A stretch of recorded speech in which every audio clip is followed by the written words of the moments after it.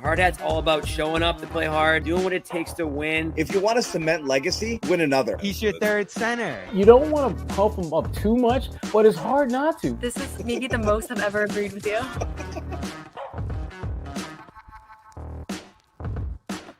All right, what's going on, guys? Special semi-emergency garden report. We said we'd be back. We said we'd talk to you again. What are these guys doing here? The series is over. Leave us alone. No, we have news. We have stuff to talk about.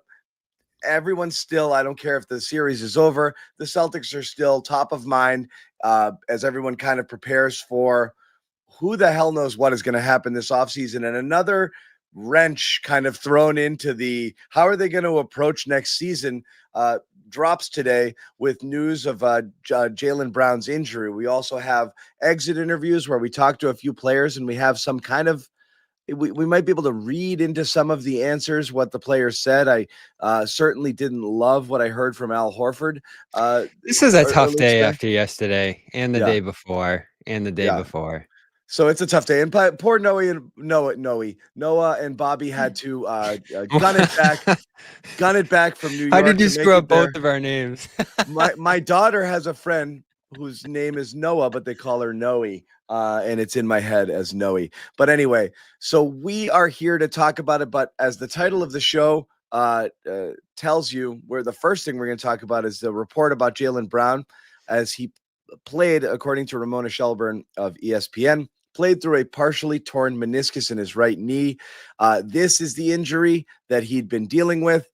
Not a bone bruise, not anything, whatever that we were led to believe. Torn meniscus sounds like it's it.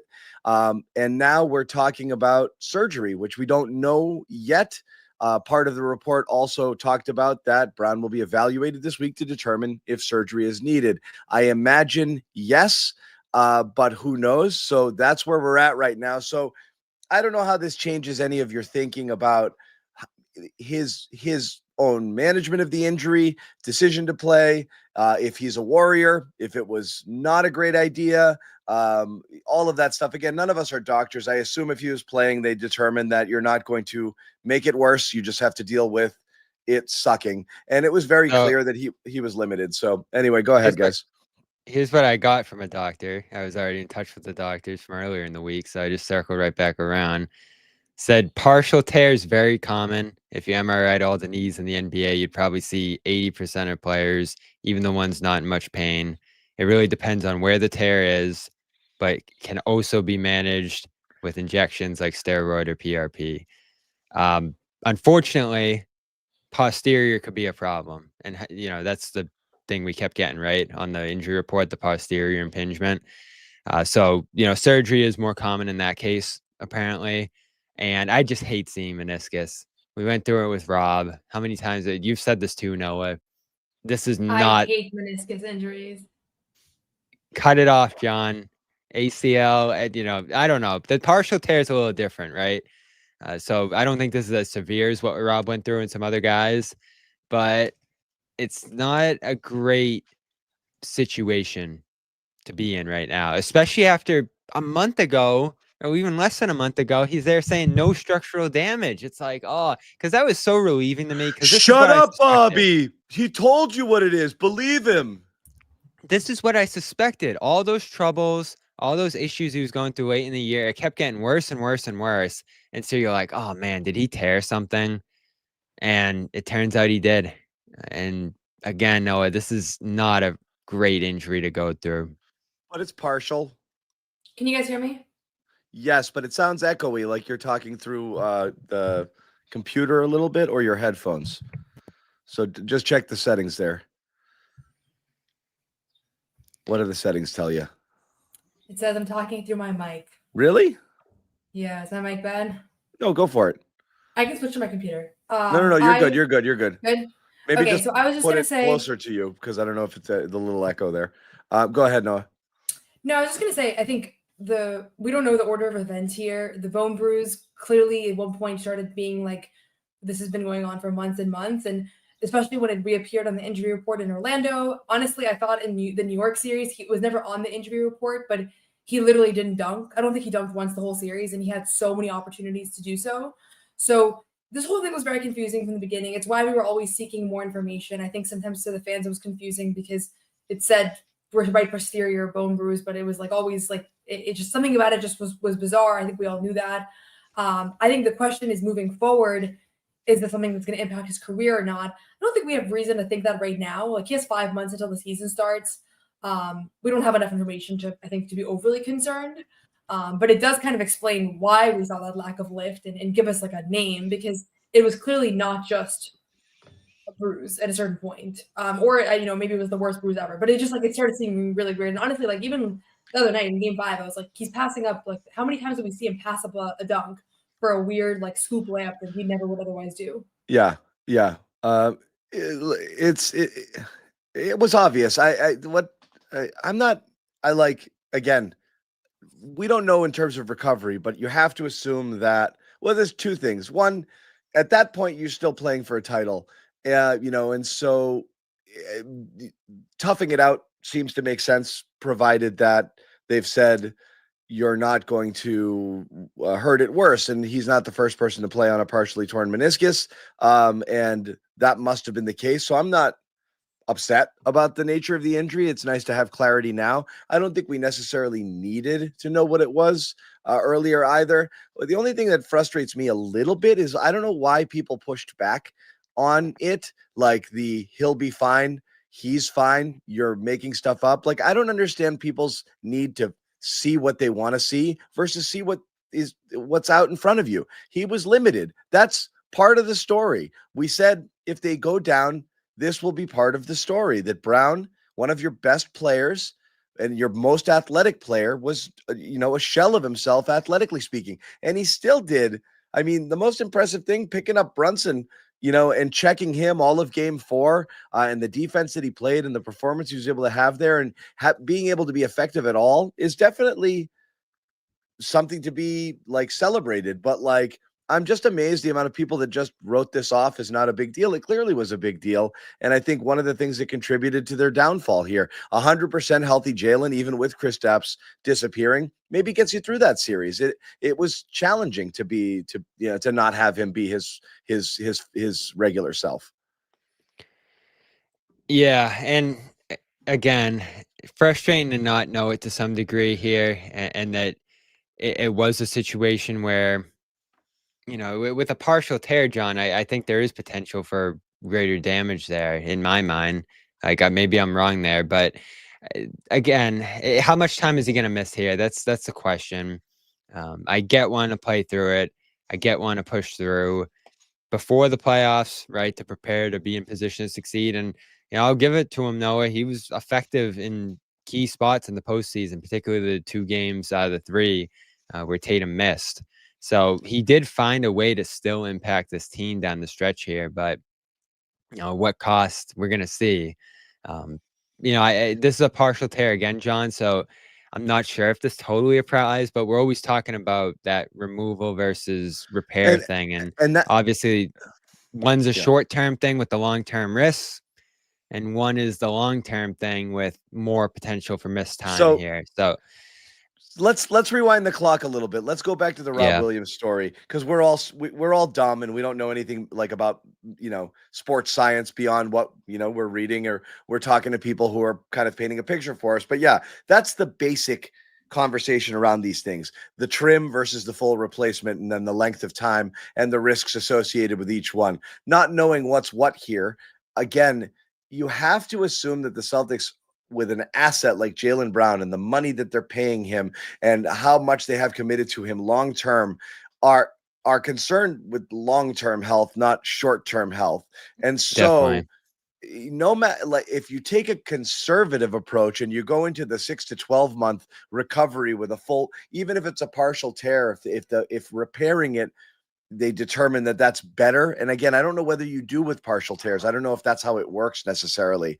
But if he's on a conservative timetable, what are we talking about for next year? It completely changes the entire picture of things, right? If he has surgery and he's out even 4 to 6 months, you're taking it into next year a little bit, but not too deep. If you're in 6 and to that's 12, fine, right? If you're into 6 to 12 month territory, and without Jason Tatum, you're and now Noah, all of a sudden, this thing that we said is silly to think about, this notion of just tanking and selling off parts. If you're going to commit to Jaylen Brown missing a huge chunk of next year with Jason Tatum also the same, at that point, you might want to sneak your way into the bottom 5 of the league, completely punt on the year, trade everything else that isn't Derek White and Peyton Pritchard, and then just wait a full year and see what happens after that, because you're going nowhere if Tatum is out and Brown is out for a good chunk of the year, and you have to get rid of at least one of Holiday or Porzingis.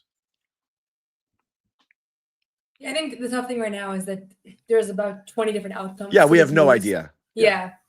It's possible that we never really hear much more about this. He ends up not having surgery, and it's just kind of something that he shared, maybe to help explain what many people were speculating about and discussing.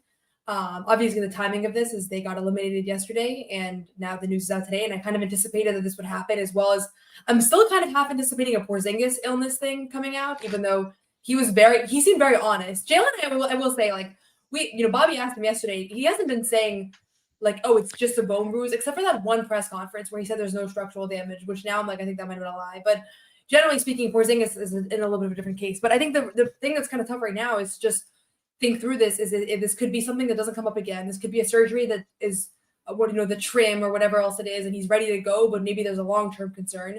Or it could be he misses a few months of the season. Like, based on this information, I don't think we have any way to know. But it does give us a sense of, like, at least what ligament we're talking about, I guess, and the fact that surgery is on the table, which we were thinking, you asked about that yesterday, Bobby. He didn't say no, so this is not a shock. But he almost went there, then he stopped himself. And the guys don't want to talk about it for some reason, or maybe it's a Joe thing. Maybe they don't want to, have that floating out there, and then it comes out a day later. So it's frustrating that you can't get answers on this stuff in the moment. But regardless, I want to see the best long-term treatment for him here. And if that does stretch into next year, you are dealing with a year that's a little less consequential than this year, last year. So I think it's obvious which direction you go in here. And again, we're all sorting out the treatments here, and we'll try to get more information on John. But to me, if you're going to go a non-surgical route here and it's shots and stuff like that, that doesn't seem to me to be the best permanent solution to fixing this thing. I think that's just what he did late in the year. I don't think you want to have elective knee surgery either, though. Like, if you can heal your partial tear without having surgery, I think a lot of people will choose that. So for sure. Yeah. It just depends on what kind of tear it is. Yeah, again, we don't know. So as Noah pointed out, the range of possible outcomes is so many, it's almost ridiculous to try to come up with what we would do in the event of each one. I think everybody's on the same page. Jaylen Brown long-term health is most important. So whatever it is that's going to get him back to 100% at some point is the important thing. Not really nothing else beyond that, but it changes the equation in terms of how you approach. It's the first domino to fall on the offseason, right? That Jaylen Brown and what you're expecting from him next year has to factor into every other move that you make, and whether or not they were going to explore trade options for him as well. If that changes that, because a team might not want to take on something as minor as this, not minor, but you know what I mean? Something that is routine that players go through from time to time, I don't think would completely eliminate him from being a trade candidate. But, I don't know if a team wants to take on any added risk by giving away anything of real value to themselves here to do that. I don't think Brown is one of the trade candidates, but again, it might affect everything else here. So I don't know where you guys think, you go from here. I guess we just have to kind of wait it out and see, but I guess we'll play the hypothetical game. If Brown were to miss a significant amount of time, Noah, in the 6 to 12 month range, and a lot of next season would be compromised, how would you like to see the Celtics approach the offseason? Would that change how you think in terms of, bringing back as much of the roster as you can, or do you think it's let's look 2 years down the road here?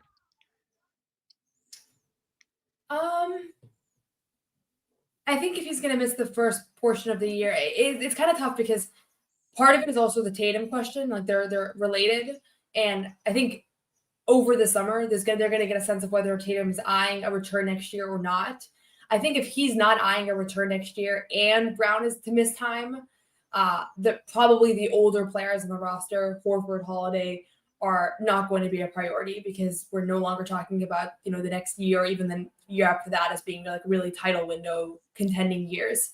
But if there are in that camp where we've heard, the Achilles injury has such a broad range, if now, Tatum is eyeing a return in January and February and Brown is to miss the first month of the season, like both of these scenarios have such a broad range of outcomes still that I think it might, the nuance, kind of the details might actually determine the moves.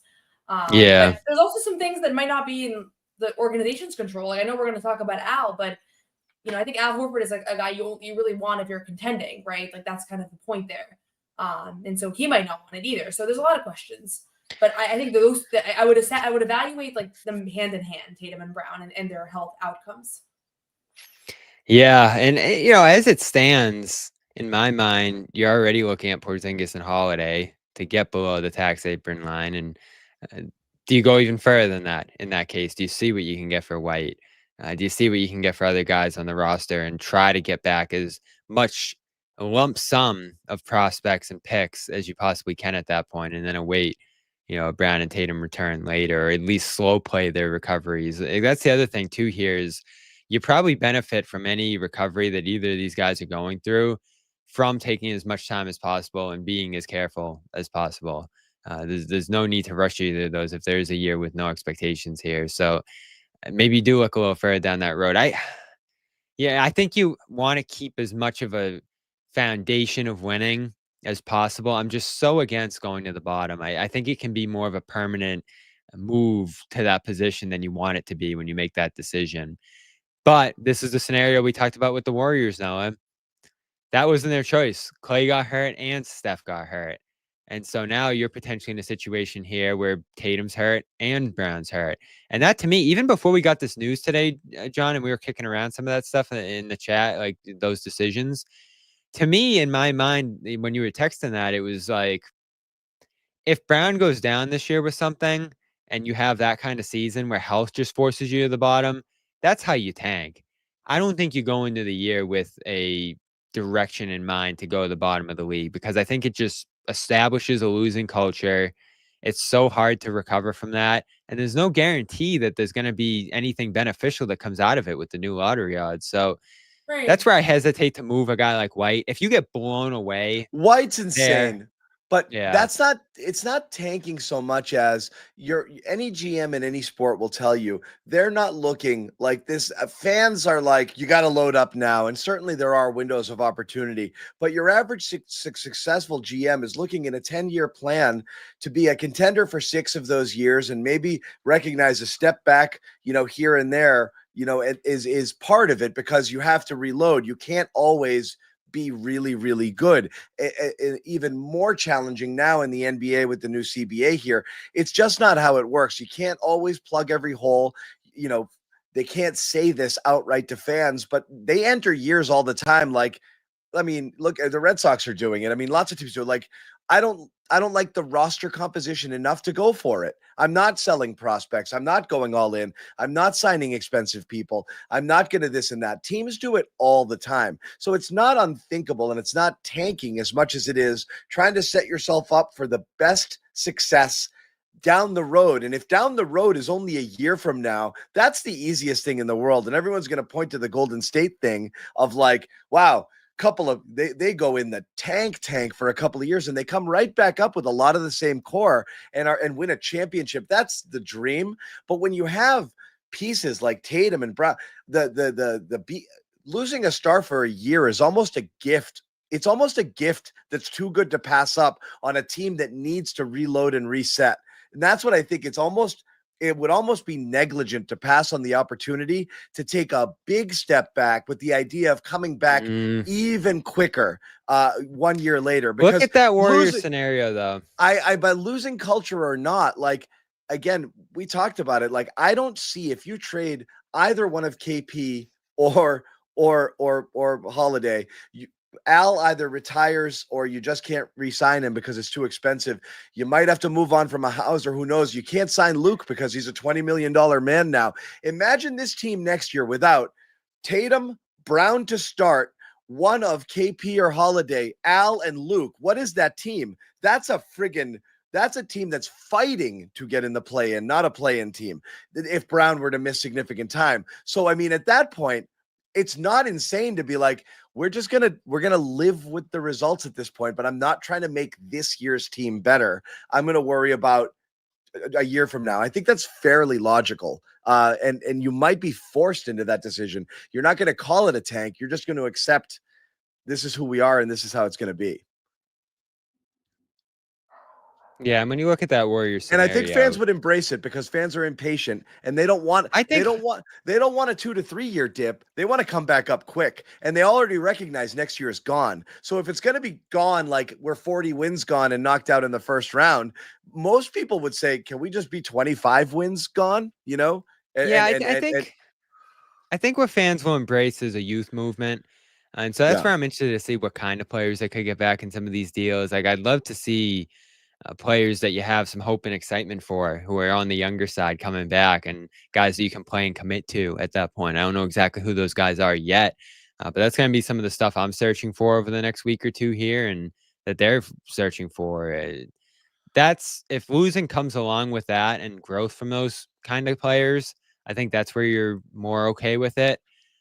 But to me, it's so hard to embrace a tank when there's so much uncertainty. And back to that Warriors scenario, I know you win a championship 2 years later, but that's because of Curry and Thompson and Green and those guys making their returns and figuring it out with a pretty lackluster group around them. It wasn't because they cashed in on some awesome, like they got James Wiseman, they got Kuminga. Those guys did not help them on the way of the championship 2 years later. In fact, they've been hindrances ever since to their ability to reset and load into the future. It's been enormously difficult for the Warriors, despite how great Curry and all those other guys have been there, to get back on their feet when it comes to depth. You're just seeing so many characters there who you're like, who is that? Like, where'd that guy come from? And so much of their struggles and their frustrations with that fan base over the last couple of years has been the fact that they haven't been able to get bona fide talent back. That's a team that's willing to spend into the tax every year. So you're putting yourself in an even more difficult position, I think, if you're just offloading parts hastily here to try to lose. You're not trying to lose. Smart with this thing. You're not trying to lose. You're trying to, as best you can, accumulate assets to build back up. The reason the Celtics dynasty was going to die regardless of what happened on the injury front, and was going to die an annoying death. You were going to become the Clippers or something. Like, you weren't going to be irrelevant, but you weren't going to be a top title contender for a few years because the cupboard was bare. You went all in. You spent heavy on veteran contracts. You have no talent in the pipeline. The way you reload in today's NBA is you got to have the next guy coming up behind them. You got to have your Maxi, like, not like they're, but you got to have your Amen Thompson. You need these guys coming up the pipeline to replace or to join other stars while they're still inexpensive before you have to unload another max contract on somebody, and then you swap them out. You can't have everybody making $35 million and two supermax guys. It's impossible. So they have to get a talent infusion, or else they're going to be middle of the pack for the rest of Brown and Tatum's prime. You have to reload or get really lucky. Yeah. Go ahead, Noah. I'm sure that we'll get more clarity as we start to see the first few moves that are done here, and maybe get some more health information on Tatum or Brown. But I really think that, first of all, tanking in the East on purpose from the jump is like, it's going to be hard to do it intentionally. I mean, we've been watching these teams tank the Wizards and these teams that just they are losing every single game, and they get the 11th seed, the 8th seed, whatever. Like, it's just not straightforward. And yes, it worked for the 76ers, right? They get the number 3 pick, and ultimately that was a team that entered the year hoping they can compete for a championship, right? And things what if this year and the step back is built around making Pritchard the star? Don't try to get me on board right now. Just trying to bait. here. Do I think that this year can be this is going to be an opportunity for Pritchard that I never thought that he was going to have in Boston. Unfortunate circumstances led there, but I think him and Derek have the opportunity to showcase, like, are they capable of being more primary initiators, and how much of their offense was the result of the gravity of Tatum and Brown. Like, I think we're going to see a lot of that, and I'm looking forward to it. But to go into this year with the roster that you have, unless this guy, Bill Chisholm doesn't want to pay a dime and is just trying to blow the whole thing up and whatever, like, this team can still be very competitive, in my opinion. And so to go in from the jump and say we're going to tank to get a draft pick, one draft pick, and maybe that guy ends up sucking, or maybe that guy ends up, like, you're giving up a whole year of trying to be competitive for something that is incredibly uncertain. And so that's why, like, I don't like the idea of it at all. If it was a more surefire thing, then fine. If the year starts to go off the rails, then you can join the rest of the East and tank with them. But it's just way too soon, I think, to have that approach. And you have too much talent on this current roster. And I still believe in a lot of the guys on this team to be able to field a competitive team. And obviously, Game 5 and Game 6 show two different worlds. And the reality is somewhere in the middle. But yeah, I'm not sold on it at all. That's this team without Jason Tatum. That's not this team without Jaylen Brown, Kristaps Porzingis, Al Horford, and Luke Cornett. Like, it's a lot. There's no way. I have a lot of faith in Brad Stevens too. I don't think that's. I don't understand this exact roster of -5 players. I have faith in Brad Stevens, but I don't think he's a magician. Like, the way the Celtics got to where they are right now is by taking advantage of teams that desperately wanted to move off of veteran contracts and got those guys relatively cheaply, and won a championship out of it. And that was 2 years ago. Now you're in that position where you're trying to get out. And these guys are 2 years older, dealing with mystery illnesses and injuries and declining play. What you paid to get them, you're going to get half that in return. There's was it Bobby Marks out there said that nobody's taking Porzingis even as an expiring. So I was just about to go there. We're talking about moving these guys simply for nothing. So I don't know. You really think you're moving Holiday for nothing? I don't think it's anything that makes you better or keeps you competitive. I think it's just maybe a person you can play, but I don't think you're getting anything real. The best you can hope for are assets. That's really the best thing you're going to get. You get picks and some salary, and that's it. And picks aren't going to make you better next year. That's if you get that for Holiday. That's it. Yeah. Like, so I'm confused as to what I don't think. It's not Brad. I don't think the best GM who's ever existed in any sport could turn this around in a year to keep them in the mix. I think a step back is understood and automatic. So in Brad we trust thing I find weird. I don't think he's going to screw them, but I think he's going to have a mandate. He's from up top. You got to get us under this thing, and he's just going to have to do it, and it's going to hurt. And maybe he pulls off a wizard move with the what's it called? You get the injured player disabled exception. Player exception. Disabled Yeah, I forgot player about exception that. for $14 million and gets you somebody, and that's good. It's a rotate, somebody, a veteran that can compete and fit in there. But I mean, you're talking about a team that very likely might have to do Baylor Shireman minutes and Jordan Walsh minutes regularly next year. That's who they'll be relying on after you knock Pritchard into the starting lineup and who knows who else. Look at the bench. I don't know how you get there. I'd love to believe Brad could do it. I don't know how you get anywhere next year where you can feel okay about it if you are getting rid of core players for what I expect the return is going to be. Maybe we're wrong, and maybe people line up for Holiday and that's that. I don't know. The Porzingis aspect's interesting because that is a guy you could maybe take into the year if there's nothing out there. I know we discussed that yesterday because you don't have to get below the tax line until the end of the year. You don't have to get below the apron line until the end of the year if you want the impact of getting below those lines. So you could wait till the deadline, see where you're at, keep a piece like that. To me, there'll be interest in Holiday. And I know the contract's a little long-term right now, but this is still a guy, Noah, who any team could talk themselves into being a solidifying piece, especially on some of the up-and-coming teams. Like, I know you were imagining what he would look like with Orlando during that series and how great that would be for a team like that. Detroit, for me, I'd love to see him part of a group like that. And, I got to get into how actual money would work in these scenarios because it is a big contract. But John, you even feel like he hasn't declined that much over the guy that the entire NBA world was captivated by 2 years ago when he became available. And the Celtics ultimately gave up at that time in the Blazers' view. Obviously didn't end up being the case, but four first-round picks of value, to Portland for that deal. So Holiday.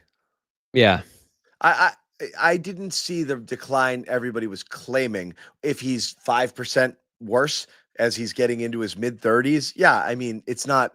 But there's no people saw a cliff. I didn't see a cliff. So if that's the case, they'll be interested in him. It's you're projecting out. How much are you going to give back for somebody where you're expecting decline next year and then continued, if not precipitous decline through the end of his contract? Those are the contracts that kill teams, where it's like, I'm paying this guy for nothing. You don't want to do that. So it does take him to his age 37 or 38 season. No, most people don't want to go there, which is why I think it's a depressed asset. The Celtics cashed in on his 2 best years. You're getting what's left at this point. So I don't know. I don't know. I don't know. Yeah, and everybody's facing, the other thing is, like, everyone's facing the same economic reality. Like, these are luxury guys that they might not exist in 5 years. Like, players of this caliber getting paid $35 million, like, paying that type of money for that versus, just first round picks, second round picks, and live with it and fill your roster out with cheaper players. These are luxury items. A bunch of $30 million guys who are just short of the max. That's almost the worst value in sports, right? That's the worst value in the NBA right now. Your supermax guy is your supermax guy, and you got to keep him. But these are bad value contracts. The way the CBA is structured now, paying guys close to the max, but not quite the max. And now you're taking it on with an aging player. I don't know. I don't know how he does it. I don't know how Brad does it. Has your thought on the Jaylen possibility changed at all, Noah? Because I'm still a no. But I'll listen to any argument. Yeah. No, I don't think you should trade Jaylen. I mean, the injury update from today doesn't change anything for me long term, unless there is way more to it than we don't know. And I think ultimately you want talent that's in their prime, unless you're trading Tatum too. Like, I think at the end of the day, that has been the one constant of your team over the last 7-8 years here. It's those two guys, and the pieces around them have fluctuated quite a bit, and they've made conference final after conference final and 2 finals appearances and all that, and have pretty much shown you that if those two guys are on your team and you have a couple of good role players around them, like, that is a team that has the potential to make a deep run. So I'm not moving away from that. I understand that it solves some of your financial things. I'm not sure what his trade value is. I think one of the hard things is that Jaylen, Kristaps, Jrue, they all have like a weird trade value in their own way. Each of them have obviously different levels of play, but also different constraints with their contracts and things. So I don't actually know if Jaylen would have a great market out there and what the return would look like. I have a feeling that his return would not be worth what he is actually worth for the Celtics. So to me, it's a no. I think I'm just not as down as you guys about what this roster is going to look like next year on opening night. And maybe that's delusion. Maybe that's just an over. Yeah. I'm not down. I feel like I'm in the middle between you two. There's only one reason to trade Jaylen, and it's not. You're right. If you're not getting, if you don't get back what he's worth to you or more, absolutely not. Ever. You don't do it just to get rid of the salary and get off of that. That's crazy. You trade Jaylen Brown if somebody values him like a top 10 player and you get a Bridges or a Harden sort of deal. And you get a crap ton of picks and younger players because somebody wants their star. If the Spurs or the Rockets are willing to give you a lot of stuff, you have to consider it. If you're if you're selling him at a discount, that's insane. You absolutely don't do that. You swallow Porzingis and Holiday as the reality of, we knew what this was when we signed him, and now we're going to take our medicine and eat it and go backwards. And we know there's no value here in the trade. We're just trading. We're just dumping the money. That's normal. Lots of teams do it. That's where they're at. But you absolutely listen on Brown. If some team is willing to overwhelm you for it, anything short of that, I don't trade him either. The other thing we have to consider here too is But I would take the This- younger players. I would take the Houston package. Like people are like, just trade him for him, Amen Thompson in a first. Hey, Houston's not giving you Amen Thompson. If Houston offered Amen Thompson in any amount of picks, you make that trade quickly. Hang up the phone. Don't tell anybody. Pull the Lakers Nico thing and immediately say yes. Like, but that's not going to happen. You're Really? no chance. You would no doubt trade Jaylen Brown for Amen Thompson. and picks, yes, but Houston would not. I would do that. I don't know. Oh, That's yeah. the kind of scenario I'm looking for if you were going to do something like that. Oh yeah, that's a I think you have no-brainer. to. Why is it a no-brainer? Well, because you're just reloading on the fly here. You're getting a younger player up and coming. That's always been the trade. Everyone had the Jaylen trade wrong all these years. Everyone's trying to trade Jaylen for a star. What you needed to do, KD. yeah, exactly. You're trying to trade up, and instead you should have recreated him in the aggregate while also rebuilding your war chest. That was always the mistake. That would have been the right Brown trade to make. If someone wants their star and you do that, No, I John, think that's. Do yeah. you think Amen has the potential to be a Finals MVP? I don't know that Jaylen was real. It's like I said, I think the Celtics team. Whoa. He is a Finals MVP, John. I think the Celtics team won the finals and they have to give the MVP to someone. We keep saying finals MVP like Jaylen was this giant. Like he almost lost it. It was 4-3 to Tatum, who shot 20% from Yeah. the floor. Like Tatum, who was also great. they were like- both the team won the finals. It was a great complete team effort. You got to give the award to someone, but we keep throwing it around like he came out scoring 45 a night and carried them. No, he was No, very I'm throwing good. it around because he's been a reliable 25-point per game scorer Yeah. through the postseason for years now, and as a two-way player that has had so many big moments for this franchise. And I like Amen Thompson. He's an incredible talent, but we don't know what kind of player he's capable of becoming. Like it's. He's I'm not on the saying you early would never end of his make that trade, development but I'm curve. just surprised with the way you framed that it's like a no-brainer. I would Hang up say the phone like you just got like a superstar. Amen Thompson is a defensive player is a very unreliable offensive player who might have no chance. my become anywhere guess near is the player. if you push this to 30 GMs, I think the overwhelming consensus would be Houston would not make that trade. That's my belief. Maybe in Boston, people That might be the case.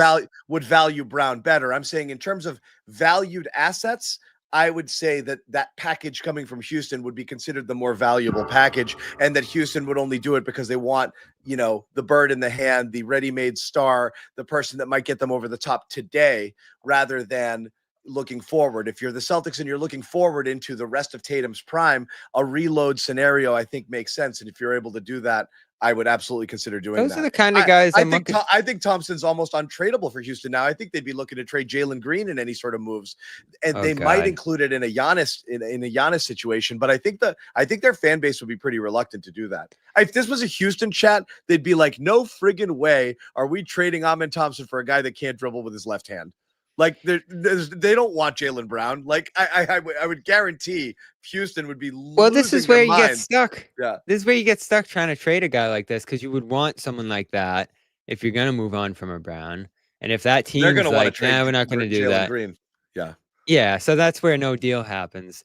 San Antonio, I know they're the other team being kicked around, and when I hear the report, Spurs, Rockets are going to be looking at Celtics players here. I do think Brown. I don't think that's a Holiday or Hauser thing. I think they're looking at, could we get Brown from this situation the Celtics are in here?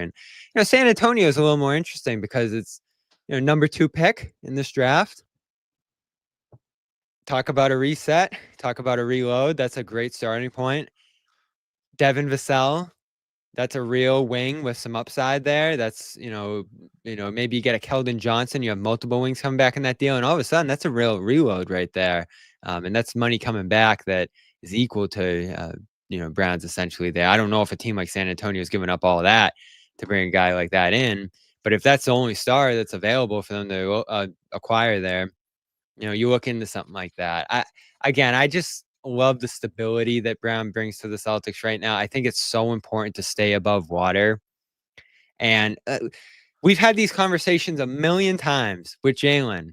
And I'm going to be consistent going back to 2021 or whenever this conversation started. I'm just not trading him because every step of the way we've had this conversation, and I did crack with the KD stuff. That actually would have been an awful move in retrospect. Looking at what they were going to be giving up there for him and what ended up happening with the Celtics here. So I'm just out. on trading him. I'm not trading Jaylen Brown. That's it. Yeah. I'm out. Well, again, it's an interesting conversation. All I'm saying is if a team is going to open up and give you Thompson, another player, but multiple picks, I think you like I Listen, said, you you got do for you do it and everything. you do it and you hang up the phone. That's my opinion. But I don't believe that's what you're getting in John, return. What did I do? you've been on this Jaylen thing for a long time, but as long as he's been here, they've been successful. Every single season he's been And here. you can only be successful one way. Is that what we're saying? There's no other No, path not to success? necessarily. Okay. Not necessarily here, but you know what you have in him. You know that he's been a stable, consistent building block for your organization. I think what's more important than anything here and why the Horford stuff really scares me today, you need as many guys to help this team mentally get through this year as you possibly can. Like you start to lose some of the guys that others on this roster are looking to for some direction. And that's where this thing gets really scary. And, when you go in the tank, I'll just keep saying it. It's so hard to get out of it. Look at those Philly years. Look at all the teams who have tried that approach, how many lotteries they've But lost, how it's long you different, can end up Bobby. stuck there. You're not tanking. You are without your star player for a year. It's not. But then when he comes back, what's there? That's the point. You're building for the return instead of the absence. It's not illogical. You just have to do it right. If you're going to do it for future assets, that's a problem because you're talking about picks in 28, 29, 30 that may cash in, may not, and turn into something real. Then you've now punted on 2, 3, and 4 years. But if you're able to get young ascending players plus picks now and into the future with swaps or whatever it is through time, that's how you sustain a winner, and that's how you stay relevant through the remainder of Tatum's career. If you want to be stuck in the middle and be the Clippers, you can be the Clippers and just keep Tatum and Brown and play Baylor Shireman and Jordan Walsh around them and see where you go from there. It's not going to be great. Like, that's the point. You have to at some point take a risk, take a step back to move forward. No other asset. The only assets that have value are Brown and White. And it's going to hurt to trade them. But if a team is going to come and overpay and let you reload and do the thing you didn't do yourself, which is draft well, have players in the pipeline who are young, athletic, and ready to take charge and kind of enter, and replace the other ones there, someone's got to do it for you. They don't have it. I can't believe how many fans. Yeah. There are a lot of fans in the chat who agree with you, John. And I get it, right? You're in a really difficult position, but if you can remain competitive, if there's any way for you to stay above water here, I think you have to stick with that. And if the tanking and setback and that thing happens naturally, like with our Warriors example, Can we get a poll in the chat? I can't. We can't do it. No. It is interesting. There's a real mix of opinions. We can't do it. The bigger issue is this: what Kes said and what Noah said earlier. I don't believe this.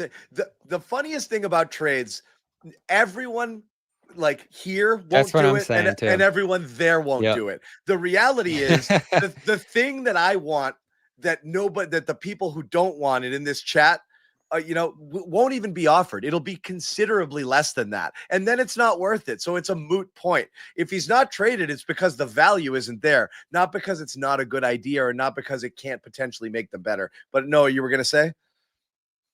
No, I mean, listen, anything can happen in the NBA. Trades are often, in actuality, very lopsided. Appear lopsided at first glance and end up not being. All I'm saying is that if you go through Jaylen Brown's draft class and you go through the guys that are around his range, you cannot bank on drafting a player like that. You cannot bank on a 22-year-old that seems promising becoming the player that he is. Like, he is not so much of this is hypothetical. Like, you get the number 5 pick, there's a chance that the guy will be out of the league in 2 years, right? There's a chance that the guy will be great. Like, you just don't know. With Jaylen, you know what you have, and we also don't know what he looks like as a number 1 option. I think this kind of comes down to the fact that I believe in his ability to be really effective even without Tatum on the floor. And I think you don't, right? And so that's kind of what it comes down to. I think that you don't have to view the year without Tatum as you're going to be trashed anyways. And so you may as well get rid of Jaylen, who's just kind of like a side piece to Tatum's ascent here. Like, I view Jaylen as a big reason why they've been able to win all these games too. I think he's been, it's been both of them. And so I just feel like it's just it's a weird, and I've seen, it's not just you, like I've seen this all online and everywhere. Just Tatum's going to be coming back from an Achilles injury. We don't know what kind of player he's going to be. I'm very optimistic about his return. That's the best point. About his recovery. But to say, like, let's just get Jaylen out of here, get a young player that's not a. What if Tatum's never the same, John? And Tatum comes back, and now you have then you're a bad team. That's not an offensive engine, and but I don't know. I just think Jaylen's proven himself already. I'm not saying he's the best player. He's flawless. He's not, but he's a proven player that can get it done on both ends and has done so at a high level and in big moments for this team. Year after year after year. I don't understand why he doesn't command because it's it's where you are, Noah. You would not consider this trade. You 2 years ago. It's not really where we are. It's every year. It's every year with him. So it's like if anything happens, it's the not every year. Before Holiday and Porzingis, it was I'm tired of this loser core because they've proven now for 6 and 7 years that there's something there that's not working. And it turned out being Marcus Smart, who got shipped out, who also people were against. But people at that point were, I don't know that this group with this core, with these guys is going to get it done. That was why there were detractors then. But after you brought in Holiday and Porzingis, if someone also offered you a trade for Jaylen Brown and younger players, you'd be like, that's crazy. We're built to win now. I'm keeping the guy who I know is good now. You're not in that position anymore. You have to be realistic. You are, whether you want to or not, taking at least half, if not 2 full steps back for a year or two, because they admitted that we're not saying anything the Celtics won't say themselves.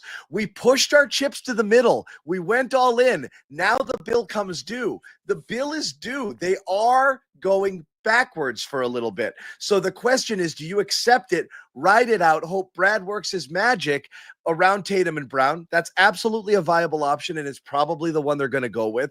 Or do you take a big swing and a risk and try to restock all at once and see if you can capitalize on some team going in there and saying, I want this now? Because you're not now anymore. You're not. You're at least a year, possibly 2 years away until you can get enough supporting pieces around whatever you keep to be a contender again. And the reality hit fast and hard. I think we're still stuck in the team that they were, and they're not that. I think we got to. No, they're not. I think we got to get there. Yeah, and I just think you have to look at next year as not being a championship year, and that can range from making the East Finals with an ultra competitive effort and losing like they did in years past when they were working toward that championship contention point, or if health goes sideways and things crash and burn and tanking happens naturally, that's how you end up in the lottery. And so I just want to play it to chance there and go into the year with an intention of competing, so you maintain the winning habit. Could you imagine Joe overseeing a tanking roster, John? Or a rebuilding roster, or whatever. Yeah, I just can't imagine. I think it'd be the best sitcom on television, the best reality show on television, honestly. For the people at home. Yeah. And not so the people in the room. You can get something out of next year, even if it's not a championship, even if it's not the greatest playoff run ever. You know, you go to the second round and really fight or whatever it might be there.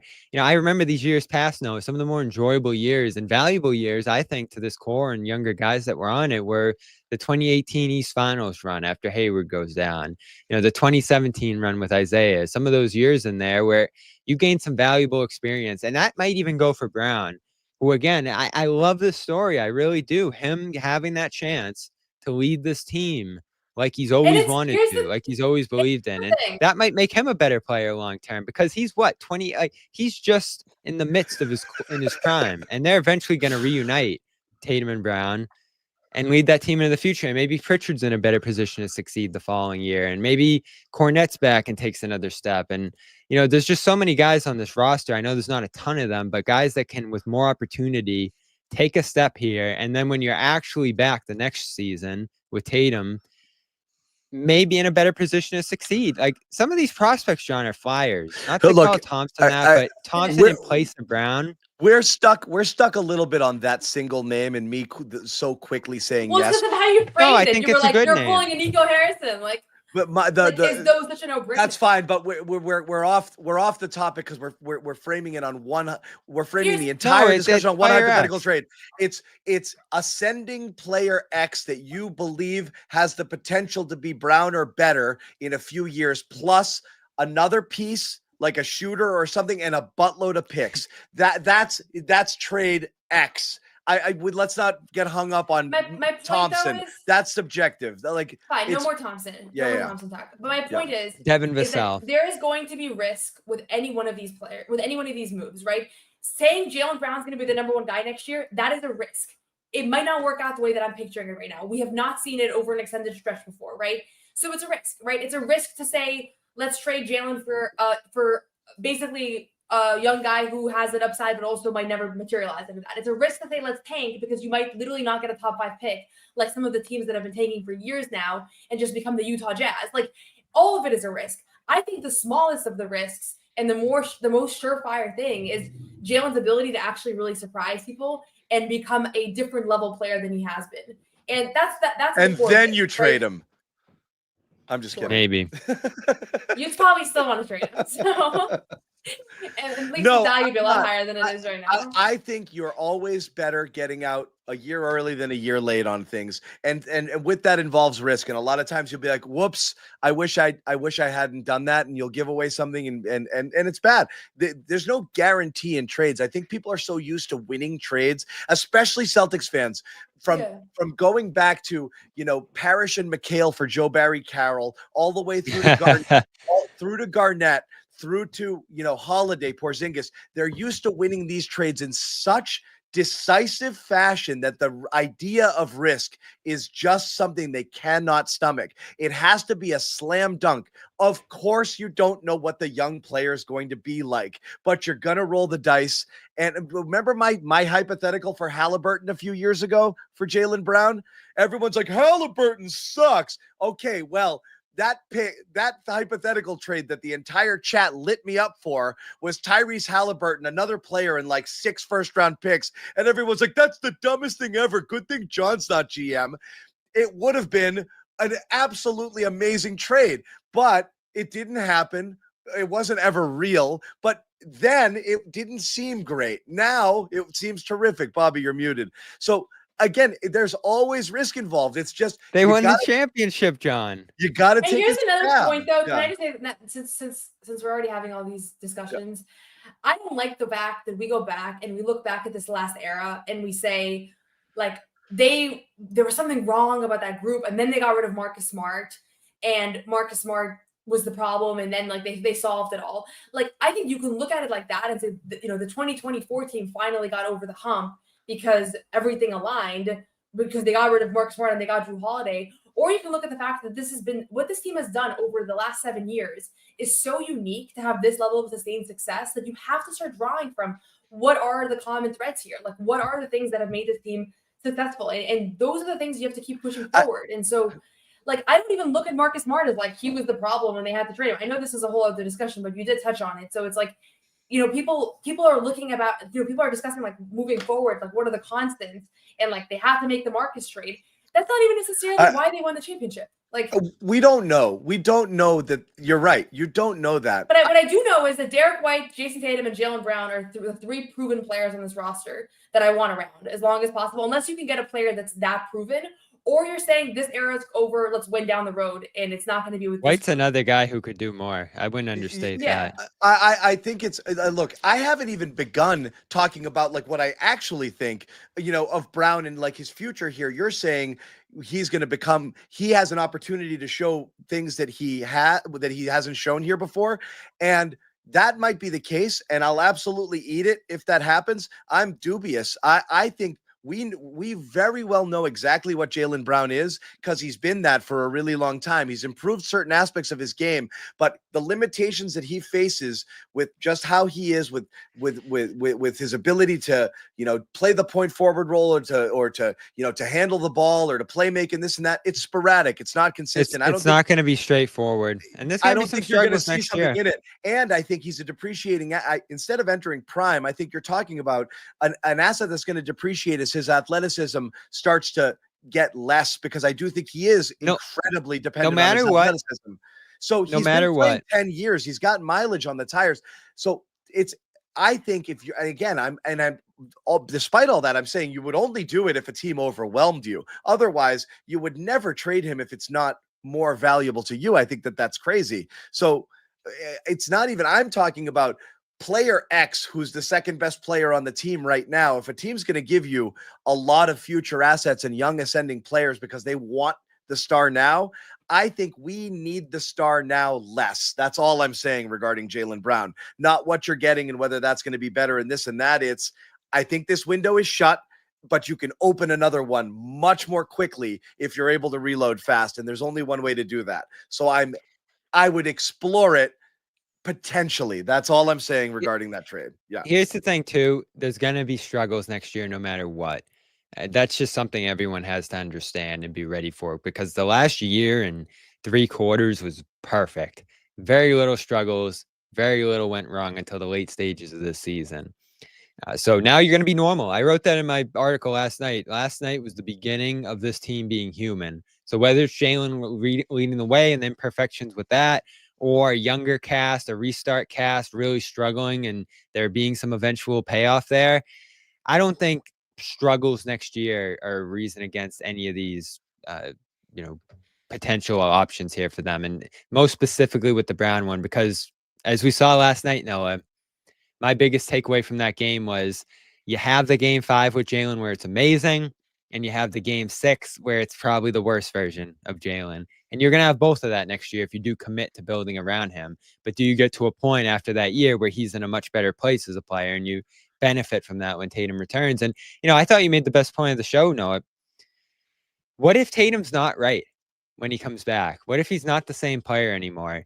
Can you put Brown in position? Well, that was my least I favorite think point that I made. I think it's important because if you get rid of Brown and you're like, all right, we're going to have all these pieces for when Tatum comes back, and Tatum's not Tatum anymore, and then Brown's elsewhere doing his thing, you're like, oh man, you could have recentered this thing around fan Brown. base has ever been is more divided about that has been here for this long as Jaylen Brown? Marcus Smart. It is so no, but Marcus is like a role player. I'm talking like a star player. Oh my God! I think there's one in every market. I'd imagine Trae Young really? Like who else? Trae Young's probably super polarizing. Yeah, this is a good example. Yeah. I bet you. I do think we do get a little bit. I think we think we're different than everyone else. In Boston, I think a lot of people like Cat's another great one. There as Draymond, well. Even Jimmy Butler, Draymond, Embiid. Like, I think it's everywhere. I think a lot of people get rid of this bum. You know why? Because you place the blame of failure on them. And as soon as it goes bad, you look to coach and you look to the top players. And if you have repeated failure with these players, this is the reason there was Brown frustration is Tatum was the golden child and the chosen one, and everyone, despite the fact that they both have some flaws, and there's certain times where Brown can look like the better player, at times. I did not expect to see this as a solution tonight. Yeah. Tatum was here, Brown was here, and people were like, you got to get rid of something, get rid of Jaylen. He sucks. I think there's a lot of players like this throughout the league where, if you're used to losing with them, then you just want to change it up for the sake of changing up. Grass isn't always greener, but I think it happens. 1 week ago, and I just said this. My point is, if you're used to winning with them, I don't get why they're so polarizing. It's one thing to be Trae Young. You've been stuck in nothingness for his entire career. But a guy who's been such a critical part of so much winning. I don't play that game either. Like the whole winning thing. Like, I think until you won the championship, they won nothing. Like, I don't care. I think that's a fundamental disagreement between us because I've never got. They made the conference making finals. the Eastern Conference Finals every year is not who cares, because it shows that you're on the cusp, and it's also giving the fan base competitive basketball. It keeps you in the mix all season long. Each time you in the mix to contend for a championship. I'd rather be in Eastern Conference Finals every year for a decade and win one championship than win be nothing for all this time because you're planning for the future. Like, it just doesn't. I don't. Again, it's fun for fans to have more to be interested in. But if you get to the conference championships, fall on your face, or get beaten, or we're never really going to have a shot at winning the title anyway, you still need to fix something. That's the point. It would be no different to me if each of those years when they lost, if they lost in the same fashion in the conference finals, if they played the Heat a round earlier and lost the same series the same way, it's no more or less a successful season. It's the same ending to me. I don't care that they drew that team that beat them there versus there. If it happened in the first round, that's the biggest failure ever. The Heat beat us in the first round. It could have happened if you drew it differently. So it doesn't make any difference to me where they lost. If they lost, they just lost. So all this success I've always thought is overrated. They came into a ready-made team that had superstars that was already in a conference finals the year before, and they kind of rode that wave. When they were on their own, they weren't able to get over the hump. You had to bring in a ton of help. That's why the attitude. Did New York how New York just celebrated for making the conference finals? Because they hadn't in a long time. That's the point. Yeah. But I think like you have to look at losers celebrate that stuff. The Colts hang participation banners for getting into a championship game. The winners don't do that. The Patriots never celebrated getting to a conference final. I'm not celebrating getting to the conference finals and losing. I'm saying that you can't look at every year that you didn't win a championship as that team, like they got 2024, all the stars aligned, and he happened to be a part of the winning. It's like, who was the reason? Who were the consistent players year after year that were part of 55 win seasons? Like, that stuff does matter. I can't imagine. Yeah, especially nothing ever matters except for the title itself. Because if nothing ever matters except for the title itself, then 29 team seasons shouldn't even have beat writers ultimately, and we should all just say none of it was worth anything except for the team that won. Last year's team won a title. They easily could have not won a title if a couple things had gone differently. If one more guy gets hurt, if the Pacers series 5 plays go in a different direction, like that's the difference between winning and losing. It's not you were a fraud for 7 years and 1 year you were champion. It's like I just don't subscribe to that. And again, it's not subscribing to that. It's not. Of course, there's things that go into winning a title, not winning a title. The teams that didn't win were not good enough to win. It wasn't bad luck. It wasn't a bad draw. It just happened. They just weren't good enough. So again, it is what it is. Like, that's the question. That's the question that we're trying to answer right here, is whether you even have a shot at a championship with a roster like this. And once Tatum gets back. So, you do end up in a position where you're stuck in the middle sometimes. And that is the fear with retaining this roster, if that's where that goes. But to me, I think you can build back up towards something with the same core that you have and work toward becoming that championship team again around the 2 stars here.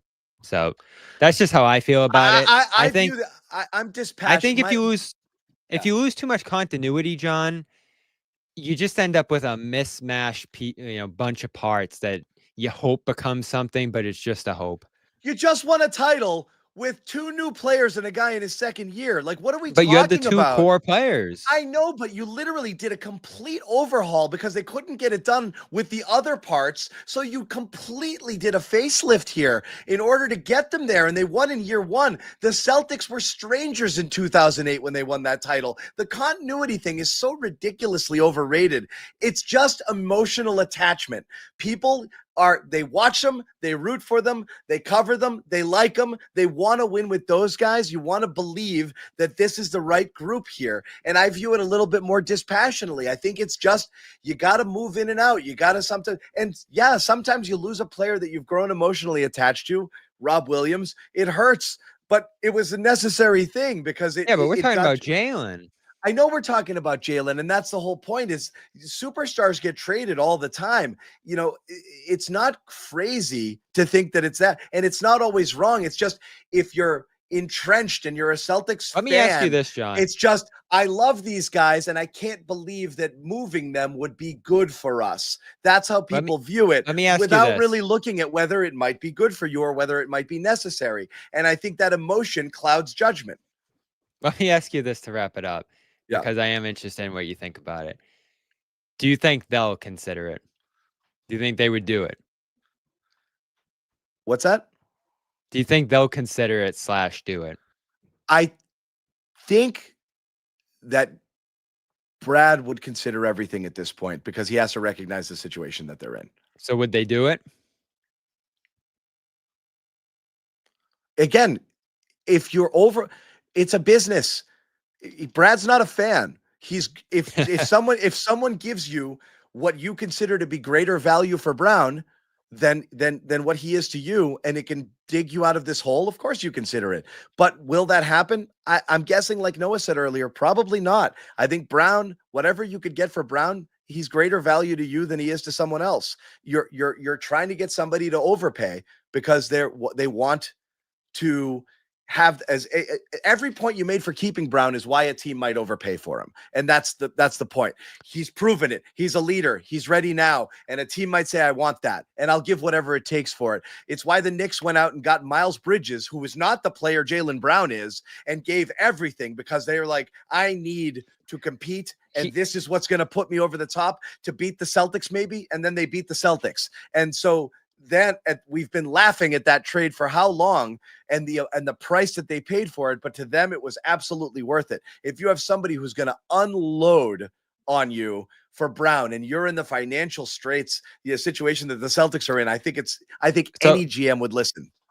I want your thoughts on this, Noah, because to me, and I've said this before, just knowing Brad, knowing this front office, I think there was always a desire. Mikhail, sorry, not else. Miles. Anyway, yeah, go ahead. I think there was always a desire above all else to keep Tatum, keep Brown, have that core, figure it out around them, and live off that duo giving you this floor of success. That's always what I assumed forever. Now you don't have Tatum for a long time. Does that change things? I don't know. Do you think they'd consider moving Brown now? I agree that they're going to consider everything and assess what everybody's value is and assess what they can return for. So I don't think anybody's untouchable. Probably there's 3 guys in the NBA that are untouchable, and Jaylen Brown is certainly not one of them. So I'm being realistic here. I'm not saying like you could never trade Jaylen no matter what. I'm saying I don't think any of the returns are going to be worth That's what John's saying. So yeah, I think we're all on the same page here about what's going to actually happen. Yeah, I think, what I push back on is a lot of people here in the chat and in Celtics fans, you could never trade Jaylen. Like the only thing I'm certain of is staying here. And I'm saying you got to consider all options. And the only one that you could possibly recoup something that's going to make you feel good is that. Otherwise it's trade other players for nothing and then hope that Brad pulls some magic to build around Jaylen and Jason down the road. The risk there is by doing nothing bold that you're going to be stuck with Jaylen and Jason and nothing else. And it's going to be back to where you were before you traded for Holiday and Porzingis, but probably worse. And this is where like, I think where we differ, John, is that back to where we were before Holiday and Porzingis was a team that made the finals in 2022 that easily could have won that series. But you don't have any of those players. You don't have a Smart equivalent, a Rob equivalent. You still had some good players around them. And I think that they're going to get good players around them. And that's I think that's how. Yeah. I mean, you're trading. First of all, you're trading, but you're not for other players. But so we're not. You're going to get some value in return. I also think I feel optimistic about Pritchard's ability to become a more valuable player. I think Baylor Shireman is going to become a good rotation player. Like I think there's means here, but I just look at the years that they didn't win as different than I think you guys, or maybe I don't know where Bobby or you land on it, and that's what gives me reason pause to want to look forward and say that you know how I feel about Isaiah. Success. Like 2022, they could have won a championship. Now we're talking about two championship teams. Like, I don't view that as like that team fundamentally never could have done it. Because you don't win doesn't mean you couldn't have won. So this is it's probably not worth talking about. We've been talking for a long time, but Yeah. I have another idea on it too, but we can save it for another time. And my thought is mainly, and again, my premise is entirely built on not getting like Porzingis getting you 0 in return, because that's what speculation has been. And Holiday may be getting you stuff that doesn't help you now. It's future assets and salary. That's if if you are, and again, if Brad is able to pull off magic and swap it out for more parts or recreate Holiday and Porzingis in the aggregate by getting a bunch of bit players who can play different parts and roles and keep you afloat for longer, yeah, maybe you just live with a 500 team that is fighting for a 6 seed for a year until you get Tatum back, and then just see what happens organically, having kept your core of Brown, White, and Tatum intact. That's the safest, but also the one that I think personally is most likely to keep you stuck a little bit above middle instead of where you want to be. But what's so hard in this conversation too is like these trades aren't going to be Jaylen for X, Y, and Z anymore. It's like Jaylen going to team X, and then team Y sends 3 players in 3 different directions, and then the 4th team sends 4 guys out, and these trades are going to be nuts. So I can't even comprehend what this would look like. Guys going in, guys going out. You're probably mixing multiple players going out off this team with multiple other trades that are going on, and then just having all this random stuff come back. So to Noah's point, I do think some stuff's coming back in some of these trades, but to actually get significant pieces, to your point, John, does Brown need to be part of the guys who are going in and out in this conversation? Does that keep a guy like Holiday on the roster if random stuff's going in and out, and there's like a halfway measure there? Where like a Porzingis is going out and a Brown's going out. Again, I don't think Brown's going out. I think he's just too foundational here, but we'll see. It's a polarizing conversation. I understand everybody's got strong opinions on it, but we have gone on for a bit where we are spinning our wheels a little, and we didn't want to spend the whole time on this, but the Brown news definitely kind of, hit us a little bit. I got to rip through a few super chats here because they've been coming in here. Croatian kid flag for JB. I'm hearing Flag's favorite player is JT, is a Celtic lifelong fan. I love the Flag conspiracy theories. There's no way Nico Harrison is trading the number 1 pick for Jaylen Brown. No way. I think it's unlikely. Nick Gelso, like this vid and subscribe, please. Nick's paying for your likes right now. He's like Elon, he's gonna pay for it. He's gonna rock the vote.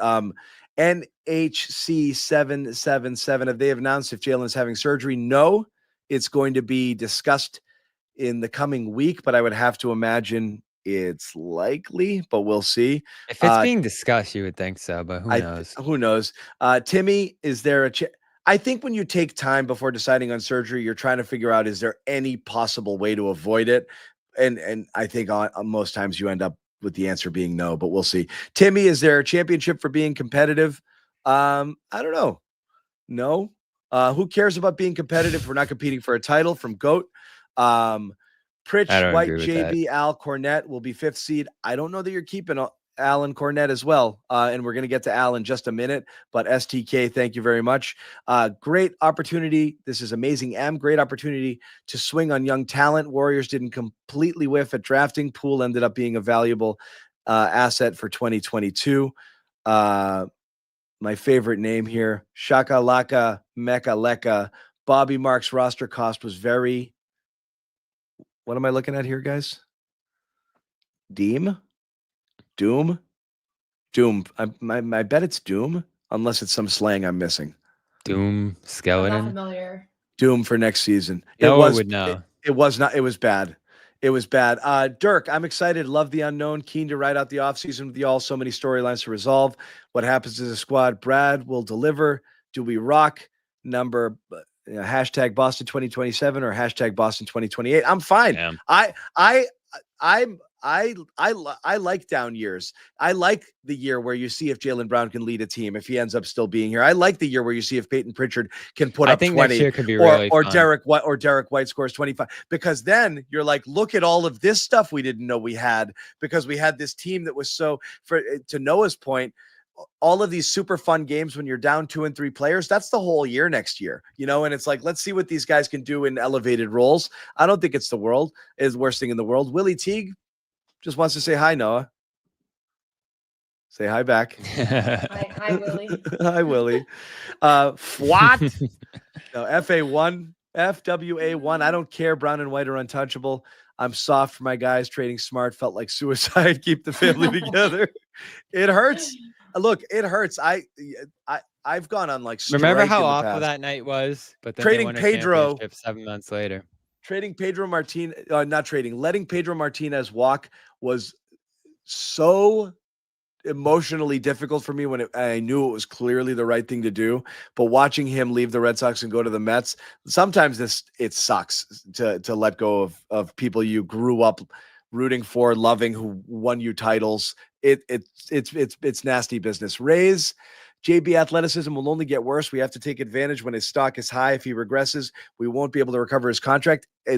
That and Tatum are two question marks as well, and more risk withholding, where again, you don't know what you're getting. Big contribution from the art workshop. Thanks to the Garden Report. Everyone there does a great job of adding different views. It's sometimes like watching a Seinfeld episode. John, Jerry does a great job leading the way with Bobby, Jimmy, Sherrod, and Noah balancing out the I think they're more than balancing. I think they're carrying it, but that's okay. Thank you. Remember someone Art called workshop. Porzingis Kramer yesterday? That was me. William, 1984. Hopefully this isn't a McHale playing on a broken foot in the 87 final situation. He was never the same afterwards. I don't think so there. And also that injury McHale suffered meniscus to the navicular is career ending for a lot of people. So I think he just wrote it out. That thing oftentimes does not heal. It's what plagued Walton throughout his career. It's what almost ended Embiid's career before it began, what McHale was dealing with. So that was a significant injury that he played with there. And we need Mike Malone. The Mike Malone stuff with the Joe has been hilarious. Joe's a younger Doc Rivers. I don't see that. I don't see it. Moving on off of the Jaylen Brown stuff, because I know we wanted to talk about it a little. We don't know what the future of Al Horford is, but Al Horford today, this is the exit interviews that the Celtics did after falling to the Knicks in Game 6 yesterday, ending their season. They came home. So did Bobby and Noah and Amit.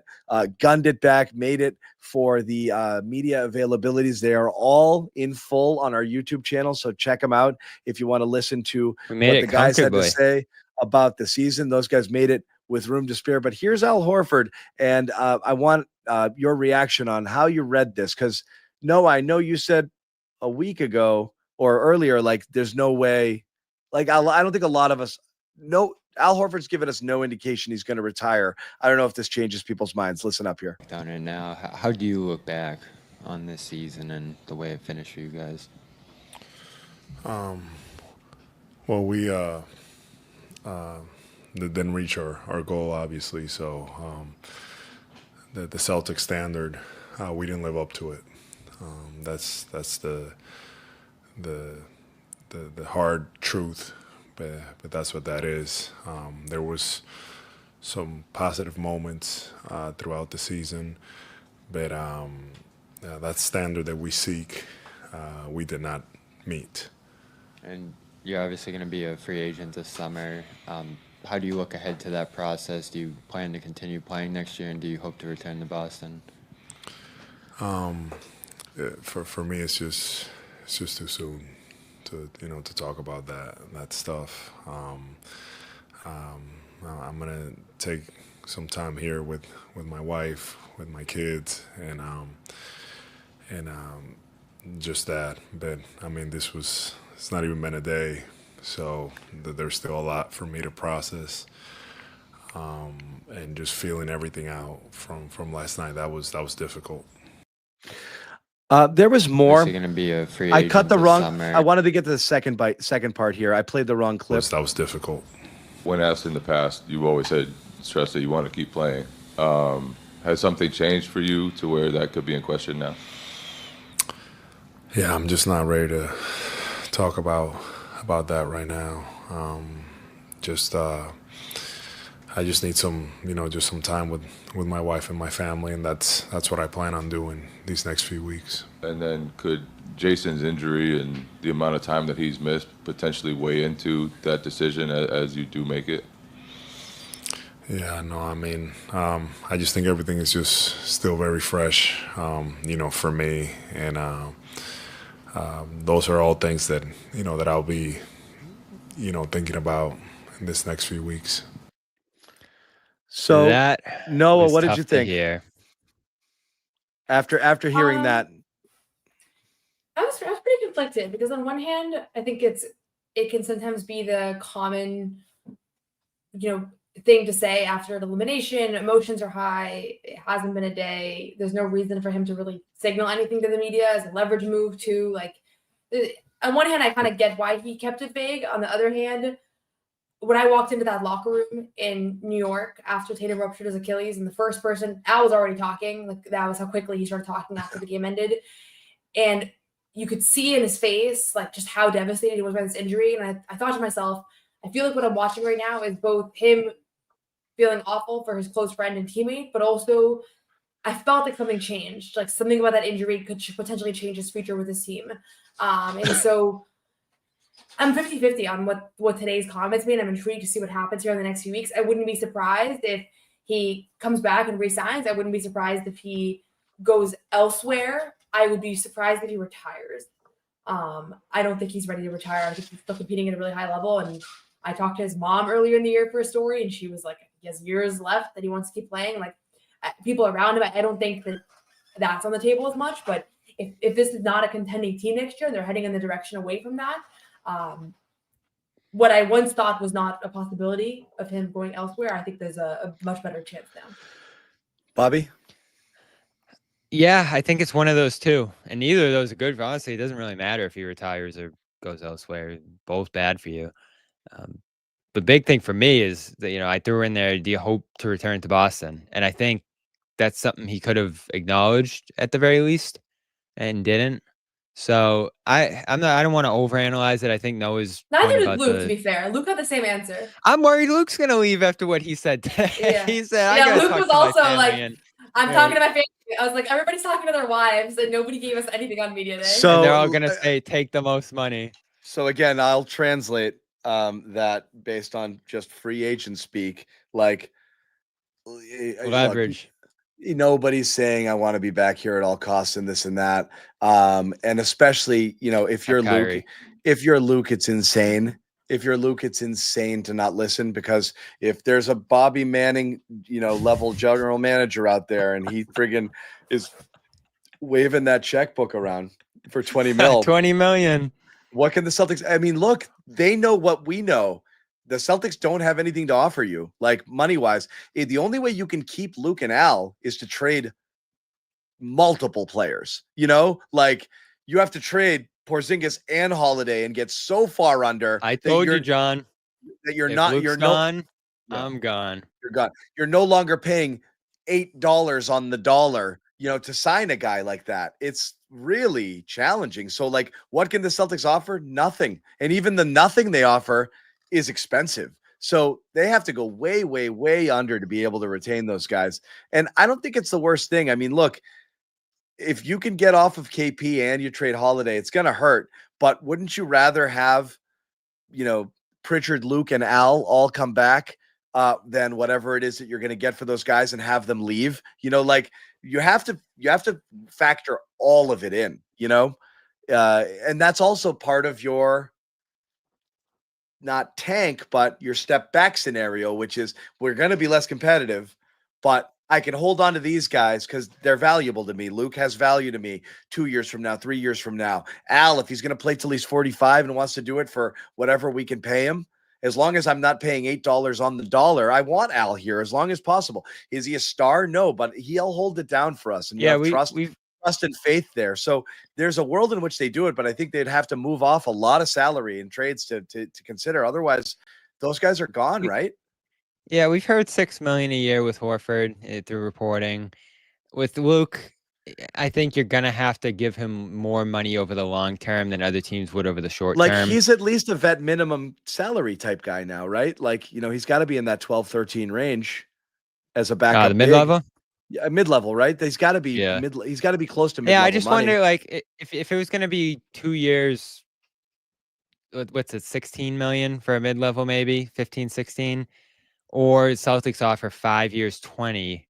Like, could you offer him more guaranteed money over a longer span than other teams would over a shorter span? I think that's the only path they have to keeping Luke. I also wonder, like, would a team give Luke a 3rd-year guarantee at a mid-level to actually get past what the Celtics are offering there? I don't know. But, yeah, this is Luke's summer to cash in. For Horford, I don't begrudge him. Everyone's going to say, oh, he's made $1 gazillion. If you're worth more you want to go get that more. And, he's probably going to push the Celtics to pay him more here if he wants to continue playing. I'm probably with Noah there that this is a leverage negotiation consideration of what is happening here in Boston. Like I think you mentioned too, Noah, do you want to be here if you're Horford at this stage in your career when you have so few years left, if this isn't going to be a contender? I wonder about that too, but I do think the money would solve that. Yeah, like if you're having conversations with the front office around what direction they're headed in, like we're throwing out all these different pathways. I'm sure he doesn't know either. So there was just no reason for him to say anything. He could have said, "I love playing for the Celtics and I love playing." That's what I figured he would, but he didn't. So he was in a bad mood. He was really down. I was dispirited. He's still shook. I was dispirited by what I heard. I think he didn't even want to be there. I think he didn't want to answer. Somebody asked him, how will you remember the legacy of this group? He didn't want to answer that question. He was like, I don't even know right now. Like he was not ready for that press conference, honestly, on an emotional level. So that's why I didn't read too much into it, because it was like, that was kind of his vibe with very layup questions that were asked too. Yeah, there's another theme from today was belief within the people there that they can still do this if there isn't a complete dismantling of the roster. And one of the names that gets thrown around the most is, of course, Jrue Holiday, who seems to be, along with Kristaps Porzingis, the most mentioned trade candidates. We don't know how likely they are as trade candidates, but Jrue's name gets brought up a lot. Jrue, as we know, came from Milwaukee to Portland to here. Didn't want that to happen. Was really bummed out that he got traded, that they got rid of him. He seems to have settled in well here in Boston. Lives in my town, so we're like pals. But here's Yep. Wow. And here's Jrue talking about what he would like to see happen next year. We still have a really, really great opportunity and a great window to be successful and win a championship again. I think the talent that we have in this team, not only on the court but the coaching staff, all the way up to Brad, has been amazing. So, the opportunity to win is now. And I still want to be a part of that. Joe lives here too. You know that, right? No. Do you run into him? No, they all live here. Not all, but like so many of them. Newton, Wellesley, in this area. Anyway, so what do you think about Holiday? I think he wants to stay because he's in a good situation. Yeah. And the question is somebody's gonna have to go. It's gonna be. I'm so curious. We're gonna get a notification one day, and it's gonna be like, oh, that's the guy that they got the value for. But I think he's right. Like I tend to agree with him. Obviously, that's the right thing to say right now. I also do think he believes it. I asked Peyton Pritchard something similar. He said the same thing. But ultimately, like there is a lot of talent on this roster still. And at the end of the day, the reason that they lost to the Knicks was not because Tatum went down. Like that was not the difference maker in the series, right? And so I think they felt like they squandered an opportunity and that they were the better team and that they really, really botched this one. And that was very much expressed today, much more than it was last night even. And maybe that was just like the time settling and all of that. But Jrue and Al were both adamant about that feeling. And I think that doesn't change the way they perceive this roster and this roster's ability to compete next season, even without Tatum. Whether they're delusional, whether fans agree, like that's up for discussion, but that's certainly how they feel. Yeah. Yeah. We got a New York Knicks fan in here and he's driving people insane. Look, you guys, like, you deserve to win the series because the Celtics lost it in the first two games, blowing those leads. But like, you're not going to convince a lot of people, that the Knicks are better. It's good for viewership, though. Yeah, the Knicks fans stick around beyond. It's good. You're still outside MSG carrying. I like it. Like street. Enjoy it. You're not going to convince anybody that they're better, but that's cool. Like I said, hat tip. You guys got it. They legitimately had. We love you. No, I'm glad that you're here. You have no reason to be here anymore. I love it. I love that you're here. They legitimately. Yeah. And I love it too. Don't they all scare them came away, into the though. series. I want them to stay. No, this is how the roots are. You want no? I'll give you a quick lesson in Garden Report lore. When we first started, half of our fans were from Toronto because we're playing the Raptors. They loved Bobby because Bobby loved the rap. Bobby's got this it's Luke and the Raptors like right here, for Bobby in terms of, in terms of irrational love. And Bobby was just effusive in his praise of Toronto, and they're so good and they could beat it. This is where Bobby and I would disagree. I'm like, they suck. We're going to kill them. And Bobby was so in on Toronto. All the Toronto fans had nothing like that up there. And so they just flocked to us, and half of them just stuck around for the whole next year. And they're like, nah, I just like the show. They're just used to hanging out with us because they watched it during the bubble. We like became friends. We lost a lot of them, but that's great. Yeah. Maybe the New York fans will stick around, but yeah, they had a legit championship parade last night. Noah, we were in there working. Noah, Garden Report trivia. How did Sherrod Blakely end up on the show? Does anybody in the chat know? He was at NBC Boston first. No. How did he end up on the show? You asked him to? Nope. Not really. There's an origin story. Anyone in the chat I don't know if I even know this. Really? So I don't remember. While Sherrod was no longer at NBC Sports Boston and we were doing a show, however many years ago, 3 years ago, he didn't fill in. No cap. Nobody knows. Mo is funny. I'll give you time. Yes, here we go. He was in the comments. No, he wasn't. He was in the comments, and What? I'm getting someone in the comments named Sherrod Blakely is just commenting on the show, and I keep watching. And I was like, and for people who don't know, Sherrod and I we're colleagues and we've been friends and we're still friends. So I'm like, there's no way. I was like, Sherrod, is this really you? And he was like, yup. And I was like, actually, I do kind of remember this. Do you want to jump on the show? And he said, okay. And he's like, send me the link. And I did. And he popped on and we're like, oh, Sherrod. And he never left. That's it. He stayed on after that. And that's how Amit joined as well in the comments, right? Amit also possibly the most valuable. So you might find your next job if you stay active in the comment section. Amit legit, who is probably like the best employee I've ever had in my life, was just a fan of the show in Canada watching during COVID because he was in university in Toronto and watched the show and was just in it. Mito was his screen name. And Really? And just in here and this and that. And he reached out and he's like, hey, I want to, you guys doing anything? I want to work for you guys. And he did. It's awesome. So yeah, those are the hope he's still alive. Those are the origin stories. Yeah. We never know. When Amit goes down, like I've now learned to not even look for him for 2.5 days. So the next time I'm going to even try to text Amit, it's going to be like Monday. Yeah. Kes was here for it. He deserves it. Yeah. So that's it. But yeah, we have acquired people through the chat. It's great. For those things. Did you see this comment, John? How did I become the boss? Garden Report trivia or CLNS trivia. When I left NBC, we used to consult with Nick about podcasts because nobody knew what a podcast was, and CLNS was at the forefront of that movement in the late, in the 2008, 2009 kind of area when those guys first started up as a company. And when I was kind of looking around, Jimmy Toscano, who I also worked with at NBC, had done stuff for CLNS and said to Nick, this guy is available. Do you want to talk to him? And Nick's like, yeah. And he did. And I kind of started as a consultant and did some stuff with them. And that was it. So that's how it started. So Noah, we're going to wrap this up. We've been going a little bit longer than we thought, but that's your Garden Report trivia we're going to teach you it all summer. Yeah. Noah's going to get up there. Look forward to it. Yeah. Josue Pavone, not walking through that door, but Josue Pavone might walk through other doors. Anyway, couple more super chats before we wrap it right here. Trading Jaylen. This is NHC777. I don't know how many sevens are there. Trading Jaylen could be exactly like the Mookie Betts trade. You get young potential. No, they got nothing. They got 12th. They got 12th tier prospects. They traded Mookie in a contract year because they weren't going to re-sign him. They got nothing for that. So it's not necessarily comparable.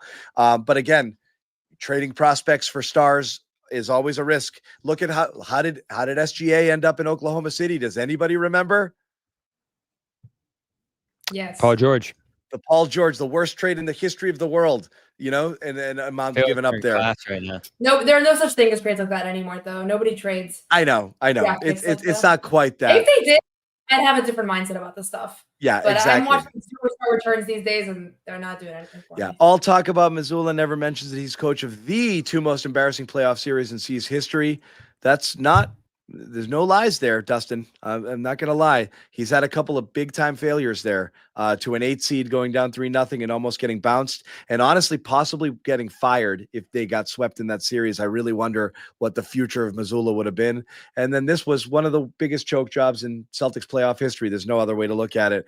Brandon Moon, Orlando series took a toll, perhaps. That was my take. You were right. I don't know if it took a toll. I think that they were spent regardless. I don't know that if they played a different team, They beat him up. It would have been worse. I don't think it changes the Porzingis thing. I don't think it changes the Jaylen thing. Tatum was a little beat up and tired from his heroics in games 1 and 2, and maybe those games go different. So maybe, but it's the playoffs. You're supposed to get beat up. I'd call Dallas and see if they put together a package of Lively and PJ for Jrue. Maybe settle for Gafford. Who says no? I don't know. They do need guard help. I don't know. Do you say no? Who knows? We'll have a lot of potential trades in the coming days. And the last one we'll do here, Tyler Harding. Thank you. As much as I blame the playoff performance on the Jays, playoffs where coaching makes a larger impact. Should have swept the Ime stuff under the. I don't know about that. We don't know about the Ime situation and whether enough to have there, but Ime got what he deserved, I think, here, even if you thought he was a good coach. And anyway, Noah has been such a positive addition, minus the vegan brownies. We all feel the same way. There's no other way. Tried a vegan cupcake. Wasn't too bad. Where is it? Was there like it was great. Amit loved them. Was there like a stalk of broccoli sticking out of it, or was it not at all? Bobby, you can give an honest review here. I said it was solid. Would you have known it was vegan? No, they tasted like those. What are those little mini muffins you buy in the store, John? Mini muffins. There were mini muffins I bought at the store. No, it's like a brand name. I think they're mini muffins, but that's okay. Little Debbie or whatever. Next time I see you in person, remind me in advance. I won't show up empty-handed. And I will ask the kids. If they understand this reference right here. No, unfortunately. No. Chat. What? Oh wait, wrong one. Shit. Oh. This one. I was like, is that a reference? This one. Leave the brownies. Come on, No, chat. I don't get that one either. Reference? Yep. Those are wheat brownies. The weed is vegan. Anyone? No one in the chat's got it. It's a Godfather reference. Oh. Leave the gun, take the cannolis. I have heard that. Yeah, Godfather. What? Jason's got it. We need the olds in here. I think it was ad-lib too. He wasn't supposed to say it, but he did. He just added the take the cannolis line. It became a very famous line. Yep, exactly. He's got it. Anyway, Noah was good enough to hang out with us on this one. We were going to go short, but we got into that Jaylen conversation. But we do appreciate the first of many. I am. What kind of jokes am I supposed to make? If I make young people jokes, you guys will make fun of me for, you could be throwing Steve Buscemi memes into the chat here. Real quick, one word before we wrap. Thunder or Nuggets tomorrow? Go ahead. I said one word. Nuggets. Really? I can't add nuance in one word. Yeah. I think Nuggets. I mean, if Aaron Gordon's good to go. If not, then Thunder. You know what's funny? Someone was talking about it. Why, not funny, but it's crazy how welcome to the big time. When you talk about people hating on like Jaylen Brown, is this the only fan base? Look at what they're doing to Jalen Williams over there right now. He's getting torn apart. They're gonna hear it if they lose. For his performance, he's been brutal, and he's starting to hear it now. Everything is fine until there's expectations. To me, he's brutal the way that Franz Wagner was brutal in Game 7 versus the Cavs last year, where it's like he's just young and brutal, and he'll figure it out. But we'll see. Yeah, I think it's OKC. I think they got too much here. I think Denver needed to win Game 5. They lost it. They went ice cold there late, and let OKC come back in that game. That was the series for me there. So I just don't think they're going to be able to hold them off. But it is what it is. And yes, we know Godfather's a long time, but it's stand the test of times. I've never even heard of it. Oh God, Noah, you haven't heard of it? No. Wasn't that the Okay. one Al told? We gotta go Jordan before people get on Noah for this. We're gonna go. Yeah, end the show. We're gonna go. Anyway, thank you guys again for hanging out. The Celtics are out, and the season is over. But the Garden, honestly, the offseason might be more interesting than most of what we saw throughout the playoffs here with this team. There's so many questions, so many variables, so many opportunities for both hypotheticals, breaking news, this and that. We will be all over it. We're going to continue going on through the playoffs. We might even do some stuff in and around some of the other games, that get on later in the postseason here. John, end the show. The chat is freaking out.